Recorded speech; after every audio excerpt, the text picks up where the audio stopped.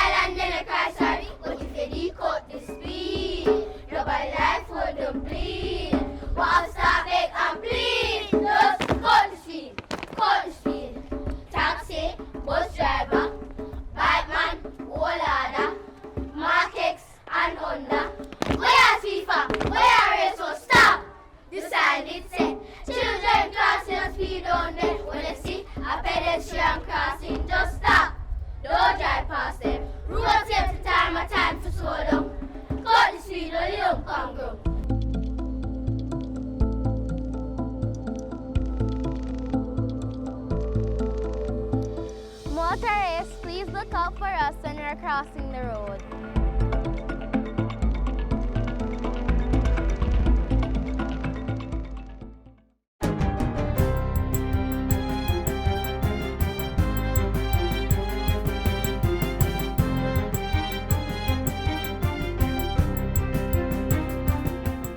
Good day, I'm Theodore Henry, and this is your JIS News for Wednesday, July 5, 2023. Prime Minister Andrew Holness has joined other regional leaders in celebrating 50 years since the establishment of the Caribbean community, CARICOM. The CARICOM heads of state symbolize the group's fortitude and strong foundation with yesterday's Time Capsule initiative, where leaders signed and sealed documents which will be opened in 50 years' time. The heads of government also pledged their support for environmental preservation with a tree planting ceremony in Trinidad and Tobago on Tuesday. CARICOM Day is celebrated annually on July 4. And while in Trinidad, Prime Minister Andrew Holness sought to strengthen the bonds of friendship with South Korea. Talks were had with the Prime Minister, His Excellency Han Duck-soo, on renewable energy and digitization. The leaders also discussed bolstering the island's security apparatus with technology integration to include cameras and sensors. The Jamaica Constabulary Force JCF is reporting an overall reduction of 16% in major crimes since the start of the year. Police Commissioner Major General Antony Anderson released the figures at a virtual press briefing on Tuesday. The data shows that there's been a 13% decline in murders. Shootings, rape, robberies, and break-ins also recorded reductions. We found that gang conflicts still account for the highest proportion at 67% of the murders. Interpersonal conflicts accounted for 20%, whilst 5% occurred in the furtherance of other criminal acts, and 8% are still being determined. This is a shift as we see a reduction in the gang-related murders and an increase in the interpersonal. The police commissioner says the JCF continues to work with communities, partners, and through its domestic violence intervention centers to counter interpersonal conflicts. In other news, the Ministry of Health and Wellness has set aside $189 million to bolster its Know Your Numbers campaign. $3 million will be distributed to each member of Parliament who will carry out health-related programs in their respective constituencies. Portfolio Minister Dr. Christopher Tufton made the announcement during yesterday's sitting of the House of Representatives. Dr. Tufton says the program, which is sponsored by the National Health Fund, will be rolled out this summer. The first phase of the initiative will see $63 million being expended to host 2 health fairs in each constituency, targeting students and seniors. Once persons who have been tested, and you're doing so in conjunction or collaboration with the regional health authorities, and the National Health Fund. Once persons are encouraged by the leadership on the ground of our members of parliament and their respective teams, then we will take additional necessary steps to provide counseling and support to these persons. If they are in good stead, encouragement to remain that way.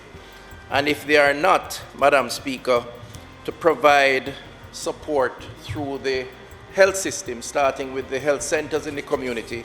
Meanwhile, the rest of the funds will provide basic support and enhance the credibility of health centers across the island. Dr. Tufton says a needs assessment must be conducted to identify the neediest health center in the respective constituencies. Parliamentarians must also engage community members in a Know Your Numbers activity. The idea is to have, therefore, approximately 3 health fairs organized with the leadership of members of parliament, supported by the regions and parish health. And if we average 80 to 100 persons per health fair and 3 per constituency, you're looking at anywhere between 15,000 and almost 19,000 persons over the next couple of months who would be screened, including a segment of our young people in our schools. And finally, 30 farmers in South St. Elizabeth who incurred significant losses due to recent heavy rains have received essential materials and supplies to assist in the recovery effort. The donations, which were presented recently, included seeds, farm tools, fertilizer, insecticides, and irrigation equipment. The items were provided by the Rural Agricultural Development Authority, RADA, in partnership with several key stakeholders. Minister of State in the Agriculture Ministry, Franklin Witter, says government will continue to support farmers while building the sector's resilience. We will continue to place as priority training in climate-smart agriculture and agricultural disaster risk management to ensure that our farmers make all effort to assist where possible to reduce the loss and improve production and productivity. And that's it for JIS News Today. I'm Theodore Henry. Thanks for watching.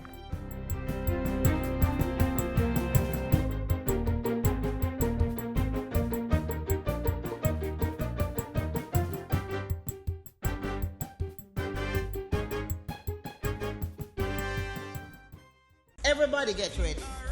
It's festival time again. Jamaica, me yard, me yard, me yard, me yard. Oh, we dancing same way. People jumping same way. We are real. Among the finalists is the 7-time festival song winner, Eric Donaldson. Reggae, reggae, reggae, reggae, reggae, Jamaica. Now you know the best in the world is Jamaica. Brown and gold, black, green and gold. Junior Award winner, Escoliva. Feels like home. We need more. An artist named Hot Rod. More love on the land. 2 mentor groups. Well, look about with Talawa. This is Jamaica. Best food and rich culture.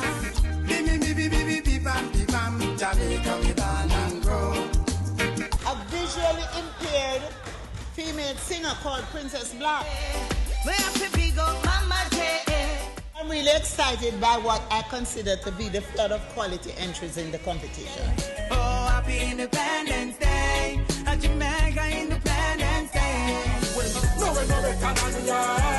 No matter how them tell you, them a live big a bundle. No, we know that's a damn ya. No overseas, just sit down and a ball when. No, we know we can't handle ya. Jamaica's mining sector is evolving and the government is committed to developing all its economically viable options.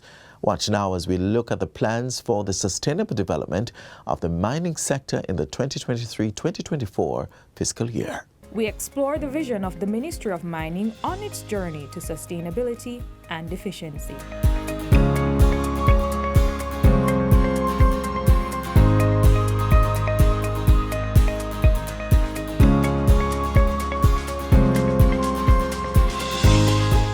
We have, particularly in recent years, been faced with the reality that the industry is dynamic and requires us to be adaptive and resilient. Jamaica's mining industry is being diversified to strengthen research and harness the full economic potential of the minerals segment. The Jamaica Bauxite Institute and the Geological Survey functions of the Mines and Geology Division will merge to form an institute focused on that task. The entity will have no regulatory functions, and we are grateful to the Inter-American Development Bank, IDB, for their contribution to this project as it relates to the business process review to guide development. Over at the Jamaica Bauxite Mining Limited, JBM, several areas are being targeted to boost its diversified income stream. They include the development of Reynolds Pier for limestone exports, construction of an 80,000 square feet industrial park with rental spaces, and 500 units of affordable housing in Orange Park, St. Anne are also planned. For the fiscal year, JBM will focus on operational improvements, human capital development, compliance systems, and technological upgrades aligned with Vision 2030 outcomes. JBM aims to optimize social and financial returns while promoting sector expansion in a sustainable fashion. The ministry is forecasting $350 million in bauxite mining royalties for the fiscal year. As the construction sector grows, the government is also projecting approximately $110 million in earnings from quarry taxes.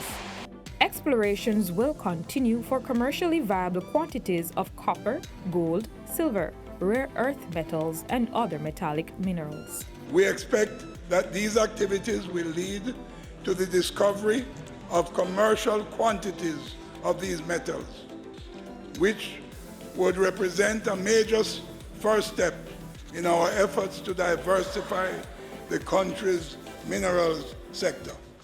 Meanwhile, the Jamaica Bauxite Institute, JBI, is strengthening its partnership with the Jamaica Social Investment Fund to build greenhouse and water harvesting sites across the 5 bauxite-bearing parishes. The JBI is also on a quest to acquire ISO accreditation of selected laboratory testing methods and become the first certified bauxite lab in Jamaica. Government's agenda for the development of Jamaica's sustainable mining capacity remains an essential priority this fiscal year.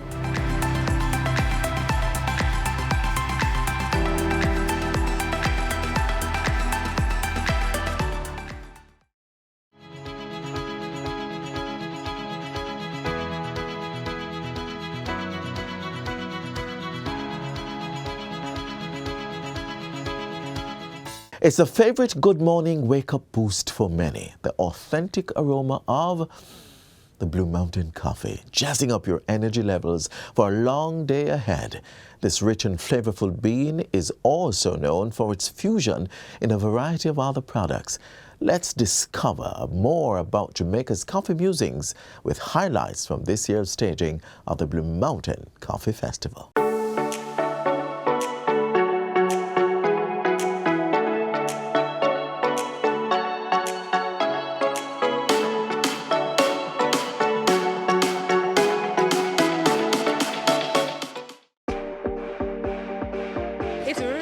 Great, cool day. It was a beautiful ride up. When you get here, it is so cool, wonderful atmosphere, lots of activity, food, fun, excitement. It's a 6th staging and we have grown. Well, we have had hundreds of persons coming up just to experience. And I'm really happy that people took the trip up because so many times you do not see this side of the island. Coffee is a statement of Jamaicanism. Blue Mountain Coffee, there's nowhere in the world that you have Blue Mountain Coffee but Jamaica. So in order to experience it, you have to come to Jamaica.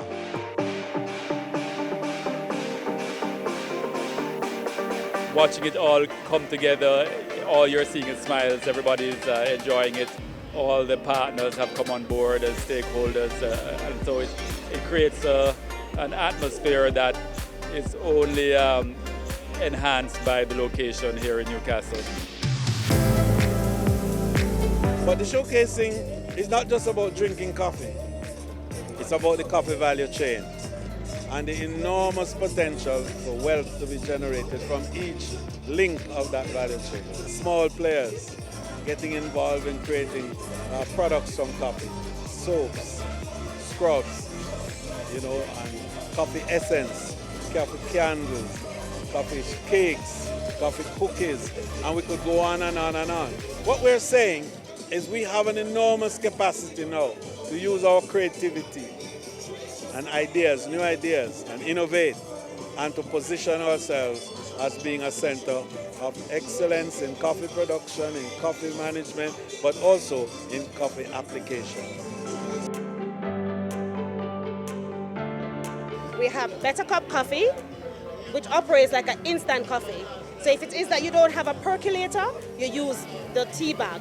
This year is very special for Mavis Bank Coffee Factory because we're celebrating our 100-year anniversary and also the 70th anniversary of the first shipment of Jamaica Blue Mountain coffee leaving Jamaica to Japan. We are showcasing the full range of the Jablon products from farm to cup.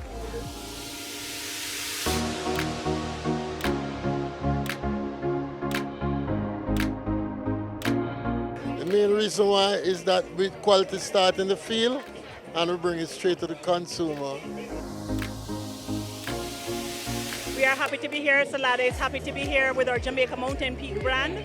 The fusion is we're taking two premium Jamaican brands and we want to share them with the world.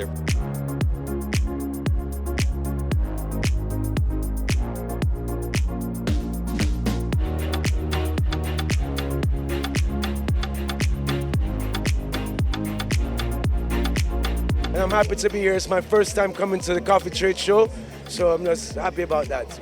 Oh, it's good. The environment is good. All the different samples for the coffee products are good. Yeah, it's a good vibe. The atmosphere, the camaraderie with the people, and the family friendliness. I'm a massive coffee lover, so just to see everybody out and about and to try everything new is literally music to my ears. Enjoying it. We want to tap into this very large, elongated and wide and deep coffee value chain, which every link of which has potential for economic growth and development and enhancement of individuals and communities, that we can build a coffee innovation town right here in the hills of St. Andrew and possibly Buff Bay on the other side of the hill, where we could utilize the various attributes of coffee to bring economic well-being to people and also to bring pleasure and joy and satisfaction. The investment in Jamaican Blue Mountain coffee is growing. It's already strong because it has existed for many, many decades. And more now people are seeing that tourists buy experiences.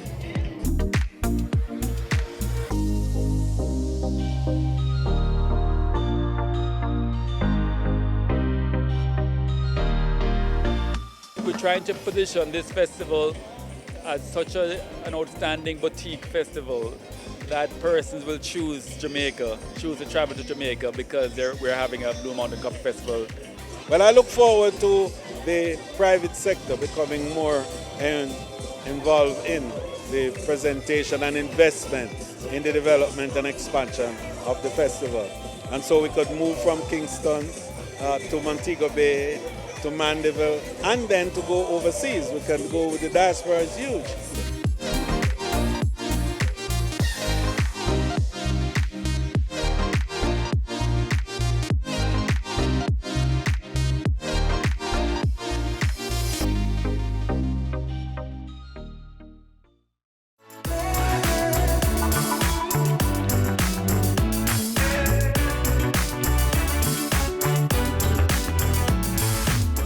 As summer is heating up, we want to help you keep things a bit cool. So, for those in the workplace, it's not just the air conditioner that you will need this summer, but also ways to manage the heat of disagreements or conflicts in the office. Watch this next feature to learn the skills you need.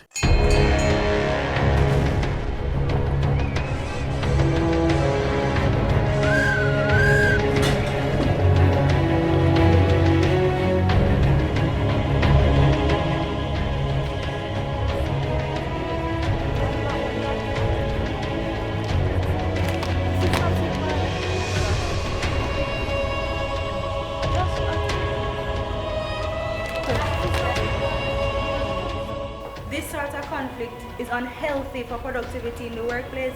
You guys can't continue like this. And she come in the morning and I'm trying to show her, she just acts like idiot. Alright, so here what? I have a video from the Dispute Resolution Foundation that I think you guys need to watch. Come with me.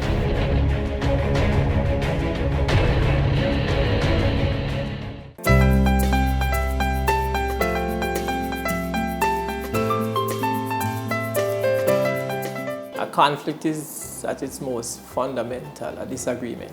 Workplace conflict has a number of significant impacts. There's a cost to conflict at the workplace. So someone seeing a dispute between two employees or between employees and the employer being played out in public might be inconvenienced by what is happening, but they're unaware of what's the cost. There are all kinds of costs, from personal costs, health costs, reputational costs, to financial costs. So conflict can impact somebody at the workplace. It can impact the production and productivity of the business. If you think of it, any workplace could find that between a supervisor or just between two employees, there could be an unresolved conflict and it affects how they work. So if we have to work in a way that says your work is affecting mine and vice versa, and we're not getting along, then over time what will happen is that we tend not to be very productive because we're not communicating with each other, we're not responding, we're not engaged. So it affects the organization's relationship internally, it affects the dynamics of that, it affects productivity, it affects communication, it affects a number of things. So simple things like management decisions may be impacted by conflict at the workplace. Mediation is very, very important in order to solve conflicts like these and to ensure that we have productivity. Conflict resolution is a very broad term used to describe different approaches to try and manage conflict when conflict occurs. So mediation is just one of those processes, a very structured process in which a neutral third party who is trained helps disputing parties to come to a resolution of their dispute. Now, at the workplace, that will be helping them to negotiate. So they may be unable to negotiate by themselves, so they may get somebody who is external to each of them to help them to resolve that dispute, and that person will play the role of a mediator. So guys, this is where I come in, to sit with you both and to discuss the issue further. But before we get to the meat of the matter, there is just one more point to note.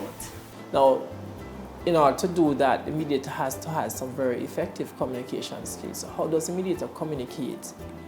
And communicate in a way that includes both verbal and non-verbal, but at the same time interpreting what is it that the verbal and non-verbal cues that are coming from the parties.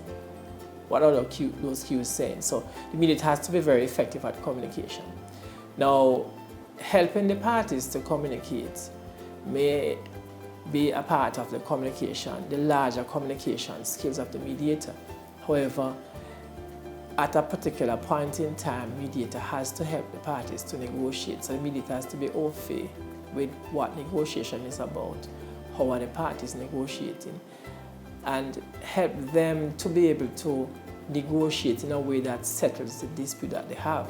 Alright, so as you guys can see, conflict, it's not new. Today was probably the first for you guys, and it maybe won't be the last. But based on the video that you've just seen, you can now tell the true effect of what conflict can do within the organization. So you see, it's very important for you to practice mediation and proper conflict resolutions. Now, having seen or heard all of that, what really happened today?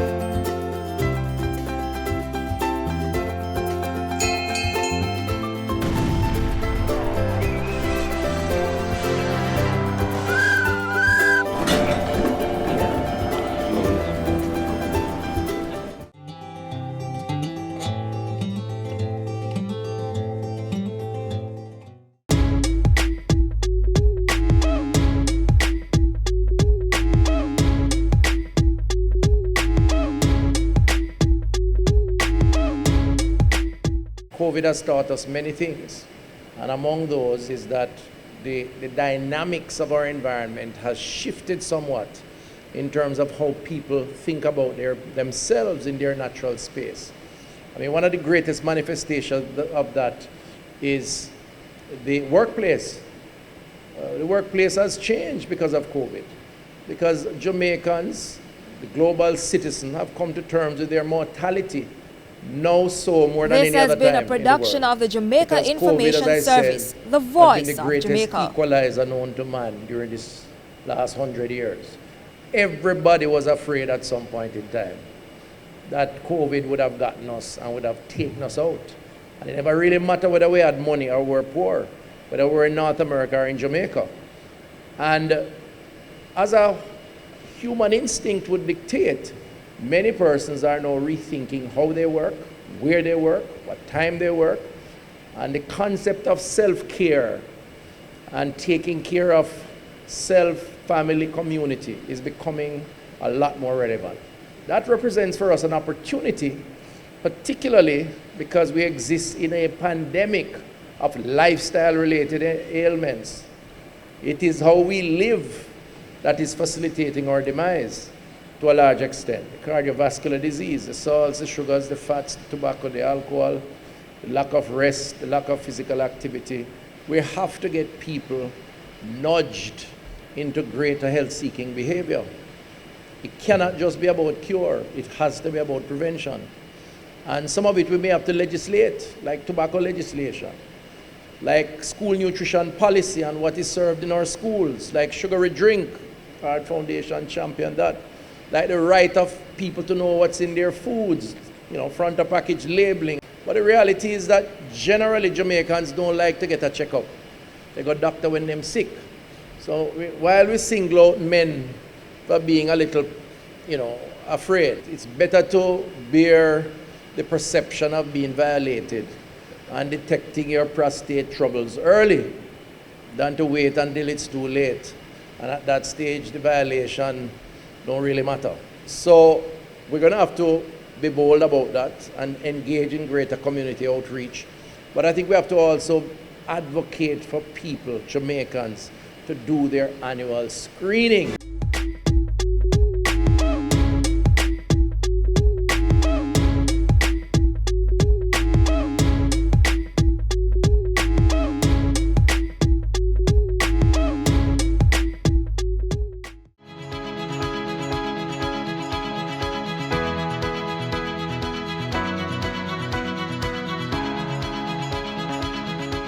Don't worry, we are already packaging another edition of Jamaica Magazine just for you. So find us here tomorrow with another lineup of more insightful and entertaining content. You can also find more content like this on our website, jis.gov.jm. Don't forget to send your feedback on today's show or any of our programs via email to jamaicamagazine@jis.gov.jm. On behalf of the entire production team, I'm Adrian Atkinson, thanking you so much for watching. This has been a production of the Jamaica Information Service, the voice of Jamaica.